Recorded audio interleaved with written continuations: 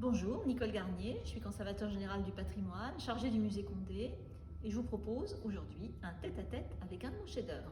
Ce chef-d'œuvre, c'est l'autoportrait de Jean-Auguste Dominique Ingres, l'un des plus grands peintres du XIXe siècle français, maître du néoclassicisme.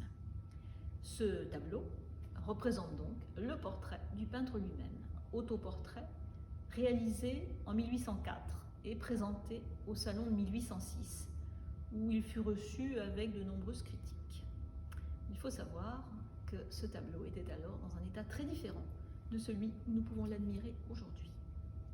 En effet, les critiques nous décrivent l'artiste, le jeune Ingres, en train de travailler au portrait d'un de ses amis qu'on voit à l'arrière-plan sur la toile, et décrivent entre autres un manteau très particulier, le carrick, qui est de couleur claire et que l'artiste porte négligemment sur l'épaule.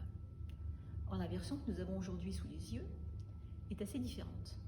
Il faut savoir qu'Ingres, jeune artiste nourri de la peinture de David, son maître, et préparant le concours de l'école de Rome, de la Villa Médicis, l'Académie de France à Rome, où il va poursuivre ses études, est un artiste très sensible à la critique. Il le restera tout au long de sa vie. Et donc son échec relatif au salon de 1806 va le décourager. Il va donc partir à Rome, ayant réussi le concours qu'on appelle le prix de Rome. Il va donc aller passer 5 ans à Rome, à la Villa Médicis, où il va poursuivre ses études de peintre, notamment en copiant d'après l'antique et en regardant les maîtres, en particulier Raphaël va beaucoup l'inspirer. Et il emporte le tableau avec lui et puis il le laisse dans un coin de son atelier. Et en fait, il semble que Ingres ait repris constamment ce tableau tout au long de son histoire. C'est du moins la tradition qu'on va essayer de vérifier par des analyses scientifiques un peu plus précises. En tout cas, ce qui est sûr, c'est qu'à l'époque, Ingres est fiancé avec une jeune artiste amateur qui s'appelle Julie Forestier, et que Julie Forestier va faire une copie de l'autoportrait d'Ingres dans l'état du salon de 1806. Ce tableau a été acquis relativement récemment par le musée Ingres de Montauban, la ville natale de l'artiste, et montre effectivement ce premier état du tableau. De même qu'une photographie de Charles Marville, conservée à la Bibliothèque nationale de France, et qui nous montre donc un personnage dans la même attitude, mais avec un objet à la main et vraiment en train de travailler sur le chevalet. Alors que dans la version finale, le chevalet est quasi effacé, on sent tout juste la présence de l'artiste en train de travailler, mais c'est à peu près tout. Donc Ingres aurait repris ce tableau à plusieurs reprises, notamment jusqu'à l'époque de la Révolution de 48, et finalement Ingres termine ce tableau alors qu'il a presque atteint l'âge de 65 ans.